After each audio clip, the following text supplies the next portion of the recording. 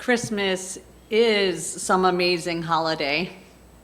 I think about the first one and how astounding it must have been. For the first time, God was no longer a mystery. God was a babe, held in his mother's arms, vulnerable and tiny, yet screaming. We know there must have been screaming, awakening them to their new duty to the world. Protect life, protect the innocent, work to make the world more just and fair.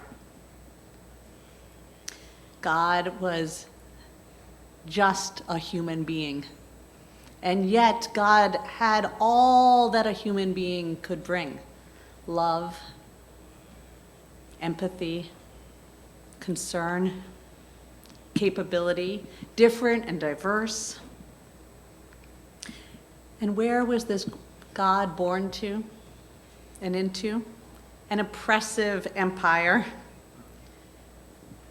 a village defined by exclusionary capitalistic practices, a world in which creation and its animals purred their welcome, a world in which people would journey from distant lands to offer their wisdom about how to live together.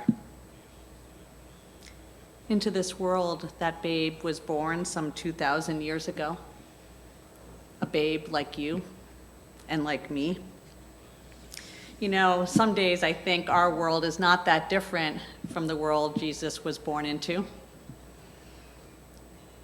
I think for nearly a year now, Ukraine has been at war, not just there, but across the globe, people losing their lives, fighting, not even stopping for holidays.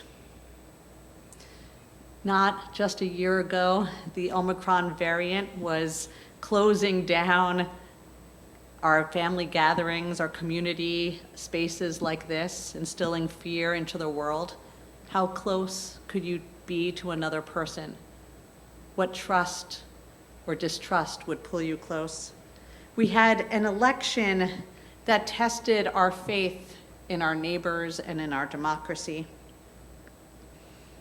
And into this year, a new babe was born with that same magical spark. Our Unitarian ancestors from the very beginning recognized a truth, that every human being was born with that spark of the divine. We carry the sacred holy within us. And we acknowledge that in our principle to respect the inherent worth and dignity of every person. Not just dignity, sacredness, holiness. We carry that same power that infant Jesus had. And what did he do with his power? With the love he received and the injustice he was surrounded by? He spent time with people who were unpopular. He wasn't too scared to tell the truth, especially to his friends. He reminded people that it was better to come together than to pull each other apart. And he worked to always say it is better to try to reform the world to your values than to conform and disform yourself to a world that is defined by the antithesis of your values. If we have the spark of the divine, can we not also have the conscience that goes with it? And so I think in every year, when we see ourselves as wonderful and as good and as, really being our best selves, Christmas comes anyway. And when we see ourselves as messy and imperfect and as limited, Christmas comes anyway. To remind ourselves of the gifts that we have within us and the great capacities and responsibilities that go with it. May we too remember that Christmas comes out of anyway because people like us around the globe celebrate to make Christmas true. Christmas come again. May we live the Christmas spirit this holiday season and carry its message throughout this year to come.